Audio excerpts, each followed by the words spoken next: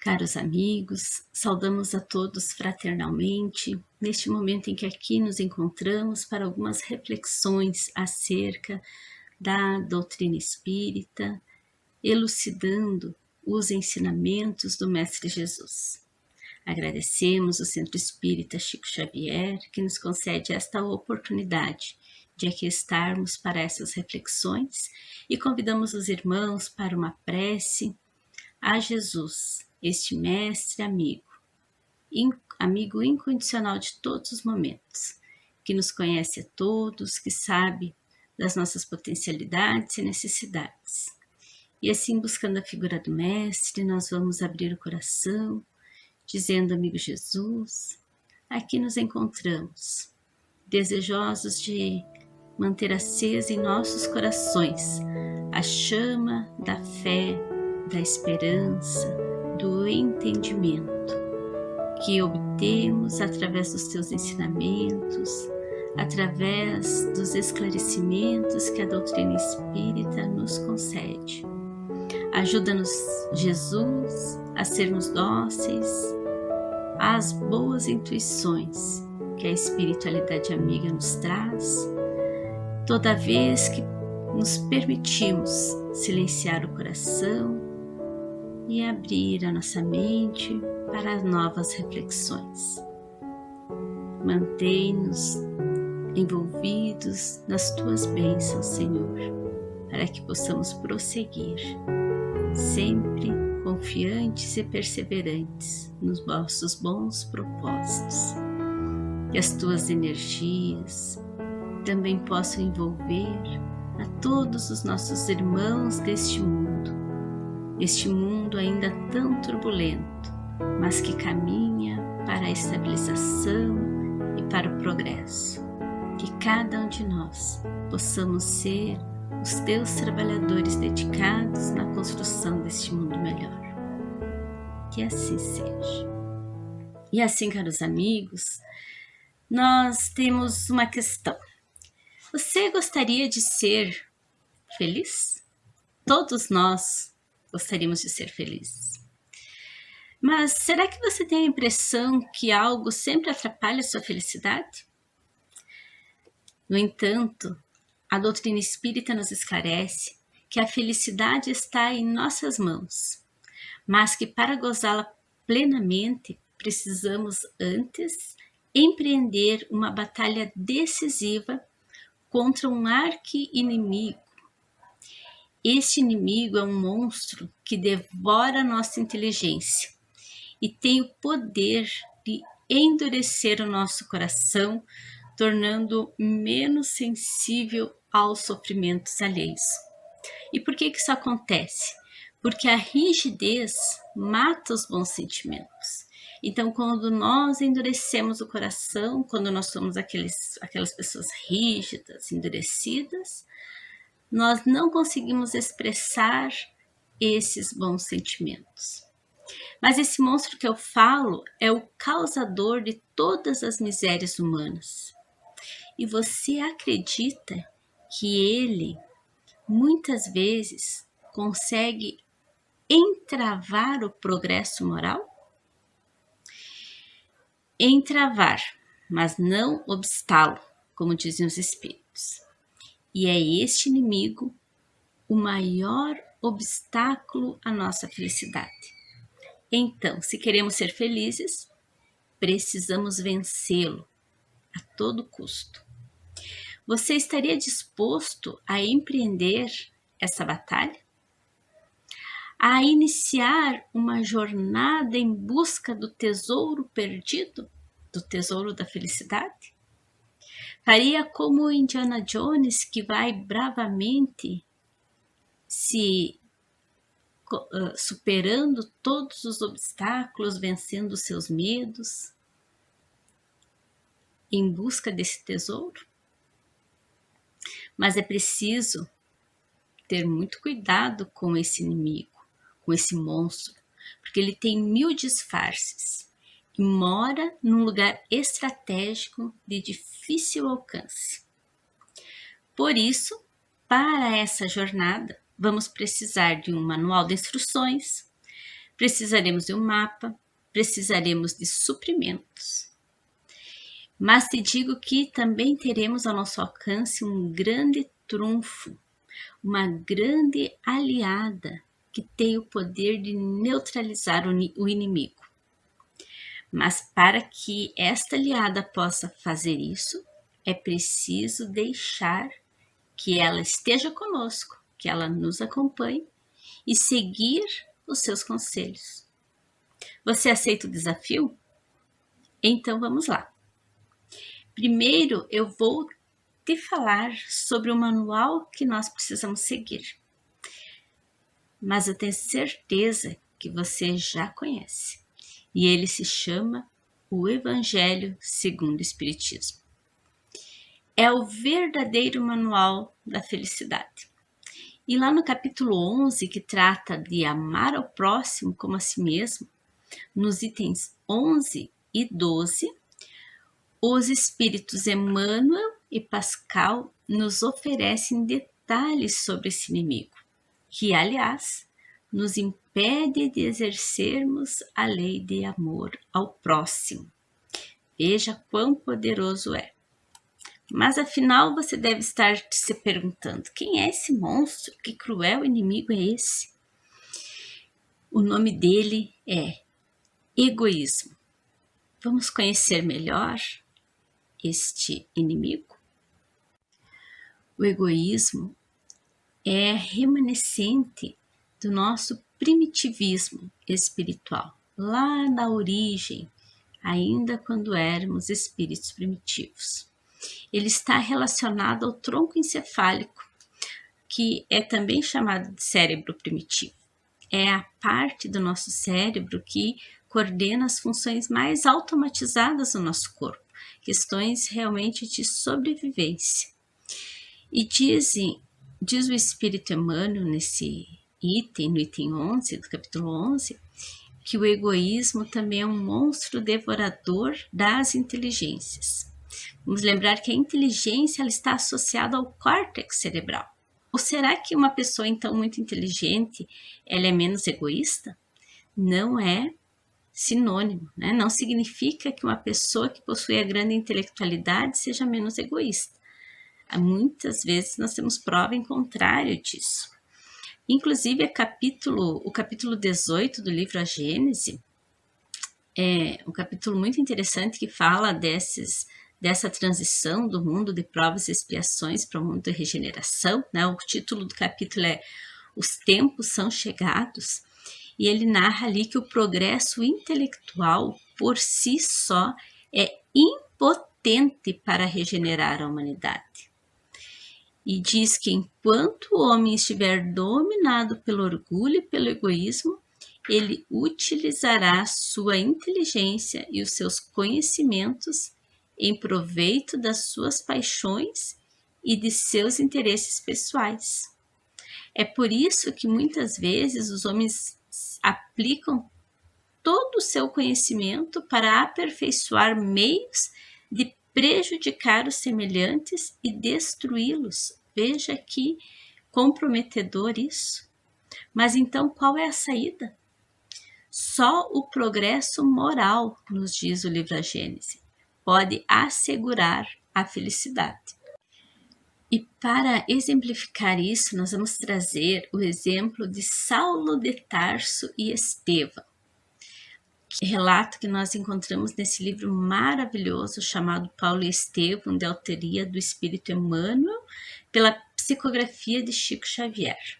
Então, fala o livro que houve um encontro de Saulo de Tarso e Estevão na Casa do Caminho. Foi o primeiro encontro deles, lá em Jerusalém.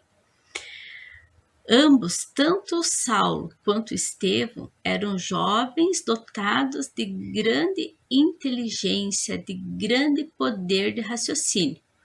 A diferença é que Estevão também era portador de uma humildade, de uma generosidade, e o Saulo era extremamente egoísta e orgulhoso.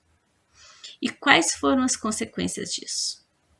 A consequência foi a morte de Estevão por apedrejamento. sendo condenado pelo próprio Saulo, que não suportou a ideia de alguém que ganhasse dele no debate. E Estevão foi tão brilhante, apresentou argumentos tão objetivos e certeiros que desconcertaram o doutor da lei.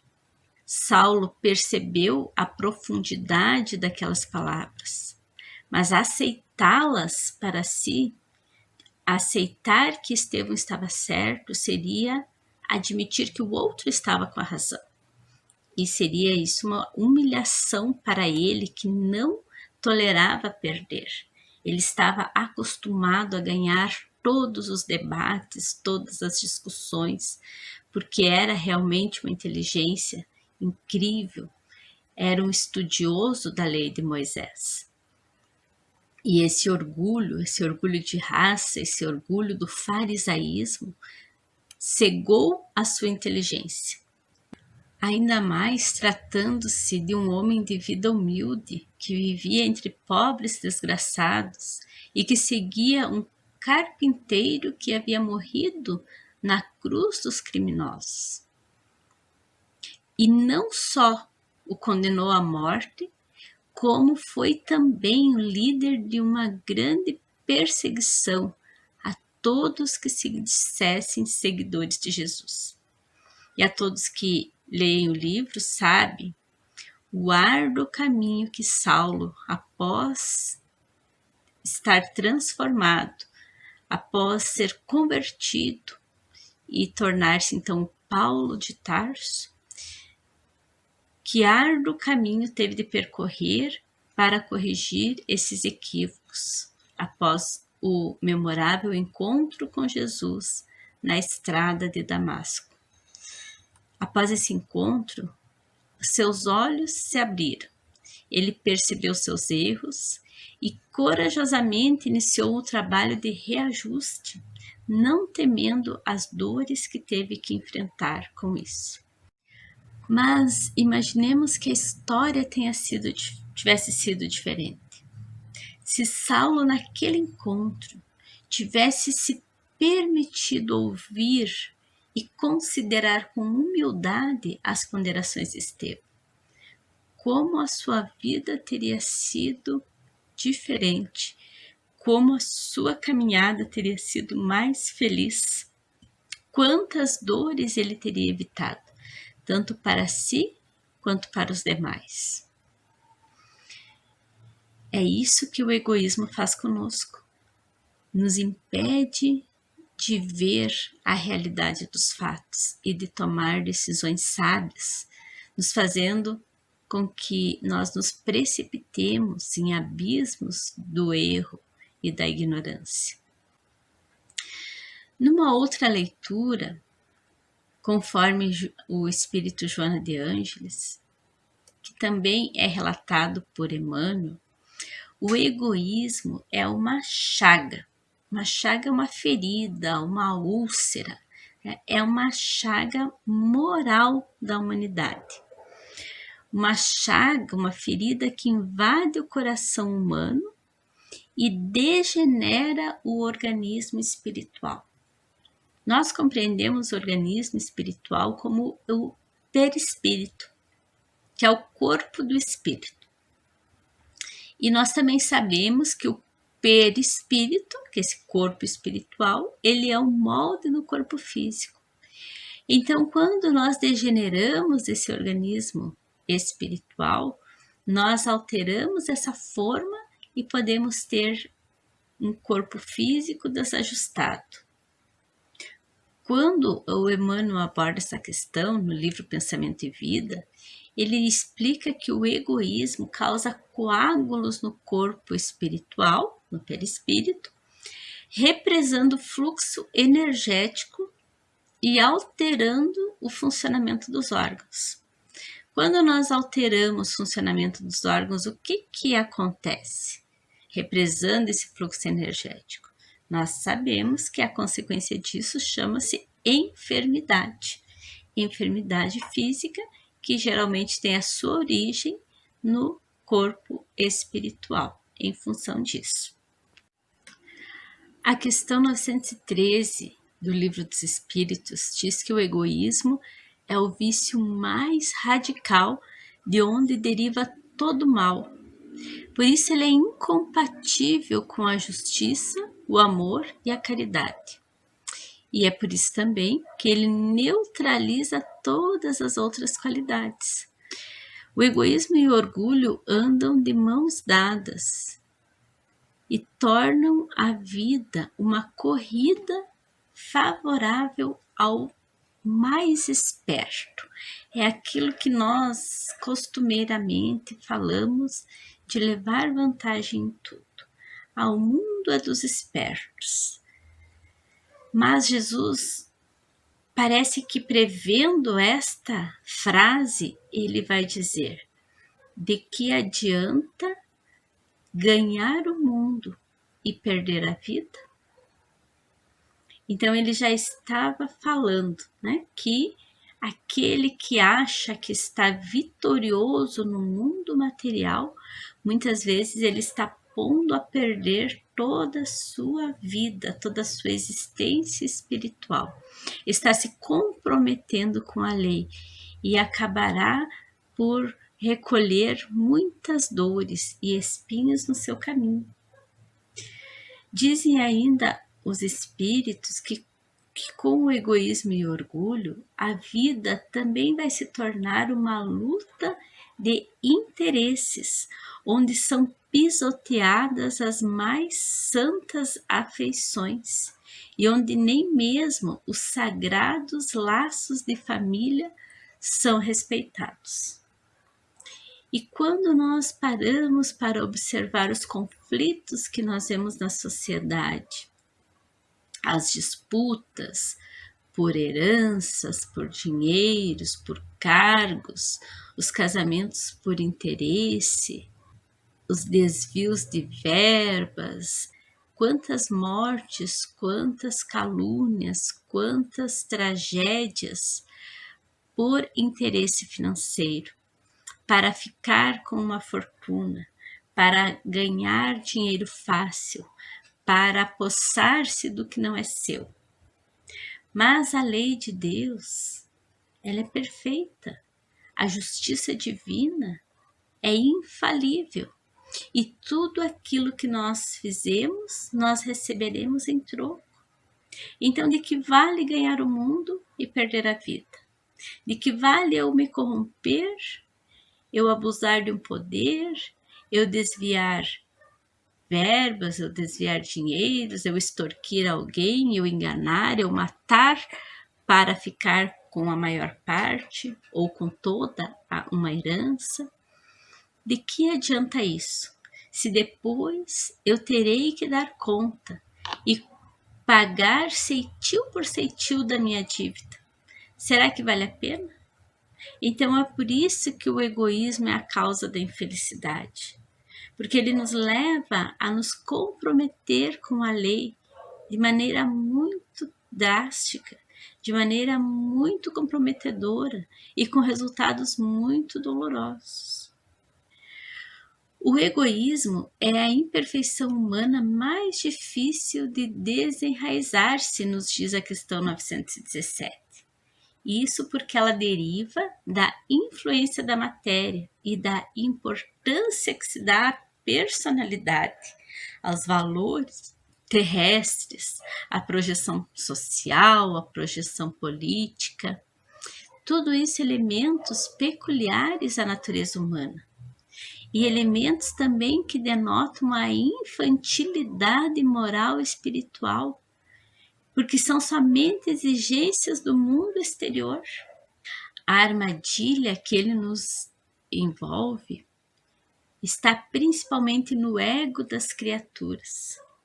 O ego é o responsável pelas ambições desnaturadas, ambições que no mundo fomentam a guerra e geram todos os infortúnios que nós podemos encontrar no nosso planeta.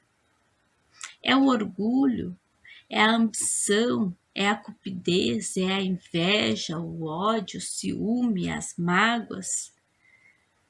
todos esses infortúnios, perturbando as relações sociais, provocando dissensões, aniquilando a confiança do ser humano um dos outros.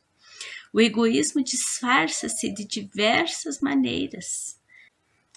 É um orgulho ferido, é uma mágoa, é um melindre, é uma inveja sistemática que a gente não admite, é uma postura de pessimismo ou uma postura de presunção. Pôncio Pilatos foi um exemplo de egoísmo. Por quê? Ele lava as mãos, mesmo sabendo que Jesus era justo. Ele diz isso. Esse homem é um justo, por que o condenais?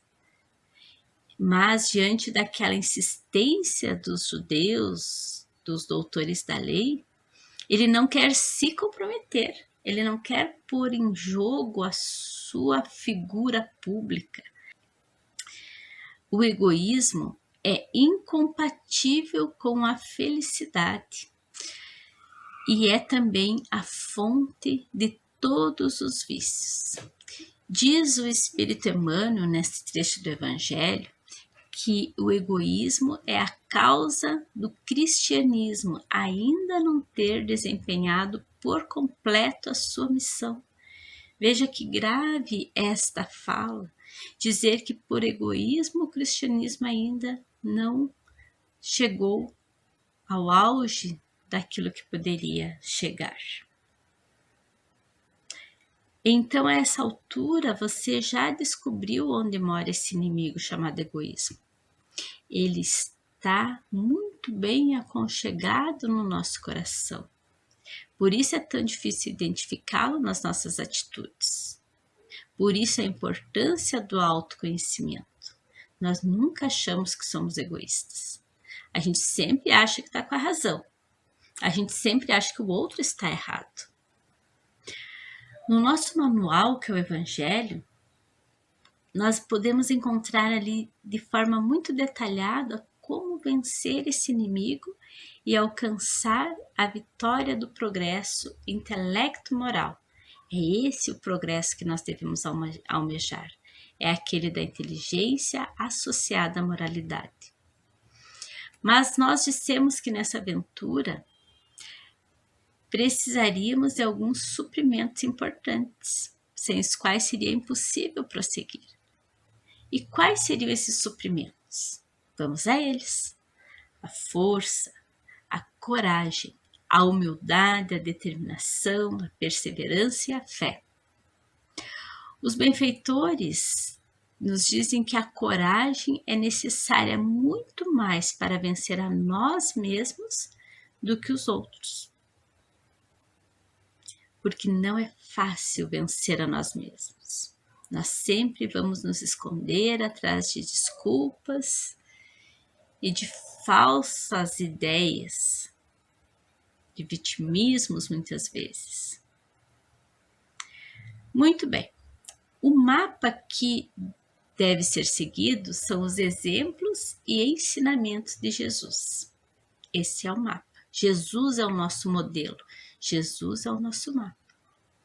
E o grande trunfo, o talismã capaz de neutralizar o inimigo e de vencê-lo, chama-se caridade. Vamos refletir um pouco sobre este modelo que é Jesus.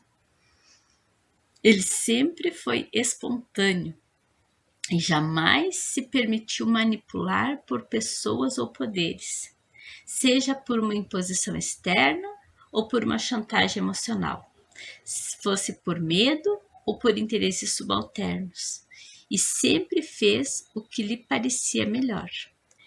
Jesus era muito decidido e não se permitia qualquer hesitação ou conformidade com aquilo que era estabelecido.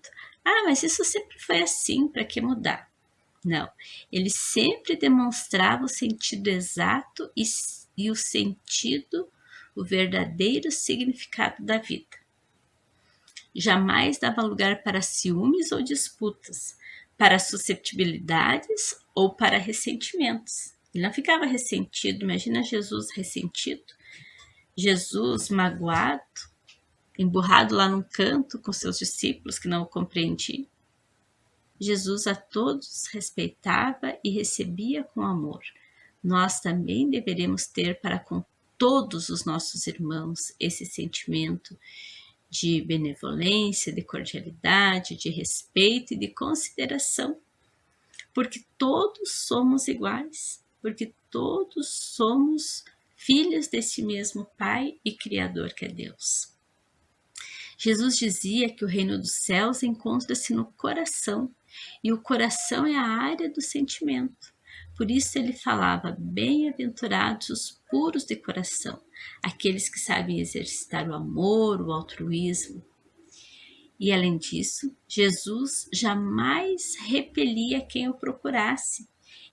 Jamais ele temeu que a sua reputação fosse abalada. Jamais ele deixou de atender alguém por conta disso. Então, Jesus é o mapa a ser seguido, é o modelo para todas as nossas ações. Quando nós nos denominamos cristãos, precisamos ter em mente que ser cristão é seguir, é imitar o Cristo, é seguir Jesus, não seguir, ir atrás dele, mas imitá-lo nas suas atitudes. Foi para isso que ele veio, para nos dar exemplo, para nos dizer: olha só, eu estou aqui no corpo físico e estou fazendo isso. E tudo que eu faço, vós podeis também fazer. E muito mais.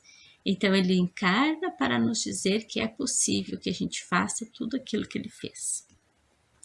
Jesus também é a personificação desse grande antídoto que nós falamos, desse grande trunfo, dessa grande aliada que anula os efeitos do egoísmo, que nós já falamos, que é a caridade. Por isso, ao contrário de Pôncio Pilatos, que por egoísmo não quis se comprometer, não quis correr o risco, Jesus, compreendendo as imperfeições humanas, ele aceita aquilo que lhe é colocado e percorre as estações do martírio, mais uma vez para nos ensinar como proceder. Então, diante deste mestre, desse exemplo, nós vamos concluir que a terapia do egoísmo é o altruísmo, é a caridade. A terapia é desenvolvermos em nós os sentimentos superiores, sentimentos que vão defluir da razão e do discernimento, que vão acionar e desenvolver ainda mais o córtex cerebral. A caridade proporciona segurança social, proporciona o respeito pela natureza em todas as suas expressões e é a motivação de uma vida engrandecida. A caridade expressa a lei de amor e nos ensina, conforme disse Jesus, a tratar os homens como queremos que eles nos tratem. Sem caridade não há tranquilidade na vida social, muito menos segurança. Se nós imaginarmos uma sociedade de egoístas, nós não temos nenhuma segurança de que as coisas vão dar certo.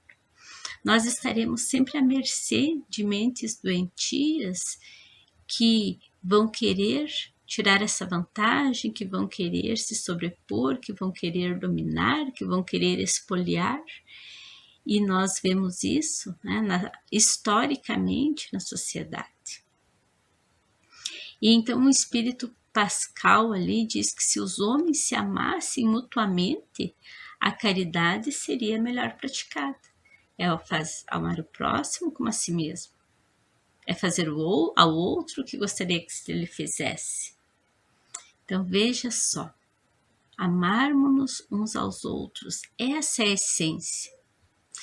Diz ainda Pascal que se a caridade reinasse na Terra, se nós soubéssemos ser caridosos, o mal jamais iria imperar aqui. O mal não estaria presente, porque ele fugiria envergonhado, por sentir-se deslocado, até que desapareceria. Mas o que nós ainda temos hoje? Parece que o bem se envergonha de ser bom e o mal acha vantagem em ser mal, como se a honestidade fosse sinal de fraqueza. Então, meus irmãos, vale a pena ser caridosos, ser honestos. E agora, dadas essas instruções, basta-nos empreendermos nessa jornada. Basta vencermos esse monstro sanguinário que tem causado tantos danos à humanidade, tanto no aspecto social como pessoal. E o que mais vamos fazer? Então, novamente, no item do Evangelho, o Emmanuel, ele diz que cabe a nós o encargo e o dever de extirpar este mal para dar ao cristianismo toda a força e desobstruir o caminho que lhe embaraçam a marcha. É retirar do caminho do cristianismo toda a expressão de egoísmo. Esse é o nosso encargo e o nosso dever. Diz ainda Emmanuel: expulsai da terra o egoísmo, para que a terra possa subir na hierarquia dos mundos, para que possa alcançar essa transição planetária, porque já é tempo. Para isso, é preciso, primeiramente, que a gente tire esse egoísmo do nosso coração. Não adianta eu querer que o mundo seja melhor se eu não me transformar numa pessoa melhor, se eu não me tornar uma pessoa melhor. Eu não posso querer que o efeito venha de fora. Conforme dizia Gandhi, seja você a mudança que você quer ver no mundo. Então nós precisamos começar por nós. E começar por nós é o que diz ali Pascal: começai por dar o exemplo, você mesmo. Seja caridoso com todos indistintamente. É o amor, é o respeito, é a indulgência com todas as pessoas. E todas as pessoas são todas as pessoas. Não é só aqueles que são da minha religião, aqueles que são do meu partido, aqueles que são da minha classe social. São todos. Diz ainda ele: esforçai-vos para não atender aos que vos olham com desdém. Cada um é responsável pelas suas atitudes, pelas suas ações, pelos seus sentimentos e palavras. Então, não dê bola. Se você não gosta, se alguém te dirige uma palavra ofensiva, o problema é dele, não é nosso. Deixai a Deus o encargo da justiça. Ele que todos os dias separa no seu reino o joio do trigo. Voltando ao Livro dos Espíritos, a questão 914 fala que para combater o egoísmo é necessário reformar as instituições humanas que o entretêm e excitam. E isso vai depender essencialmente da educação. Kardec comenta também na questão 917 que nós precisamos combater o egoísmo como se combate uma enfermidade epidêmica. É necessário ir à origem do mal, e a cura só se obterá se o mal for atacado em sua raiz, ou seja, pela educação. É a autoeducação, é a educação da nossa família, é a educação da sociedade. E aí ele ressalta que não é aquela educação que faz homens instruídos, não é aquela educação acadêmica, mas é aquela educação que faz homens de bem. Porque, segundo ele, a educação é a arte de manejar caracteres. E ela vai exigir uma grande experiência, uma profunda observação para que a gente possa conduzir aquele caráter, seja o nosso, seja de outrem, dos nossos filhos, daqueles que nos estão tutelados, para conduzi-los no caminho certo, porque do contrário é o caos social. Pessoas, crianças que crescem sem uma condição de educação moral adequada se tornam adultos revoltados, se tornam adultos irresponsáveis, adultos corruptos, adultos que não se comprometem com o bem-estar do outro, adultos egoístas. Pela autoeducação, nós vamos nos disciplinando e nós também precisamos ajudar aqueles que estão à nossa volta, observando os nossos exemplos, para que sejamos felizes, para que tenhamos a paz social. É importante combater com todas as nossas forças esse monstro do egoísmo, que só será combatido com as armas da caridade, da benevolência, da perseverança e da coragem. Que Jesus nos ampare e nos envolva. E a Ele, mais uma vez, pedimos que nos abençoe, que seja conosco, que nos sustente nos nossos bons propósitos e no nosso desejo de prosseguir, de a cada dia nos tornarmos um pouco melhores.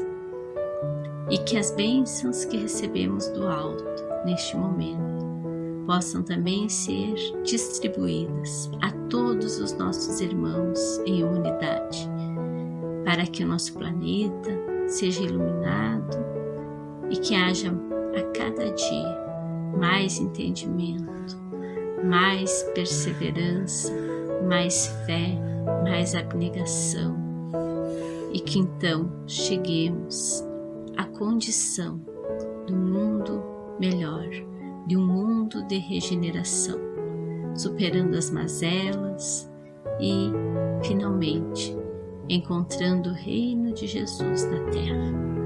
Que assim seja. Agradecemos mais uma vez o convite e a atenção de todos, desejando muita paz.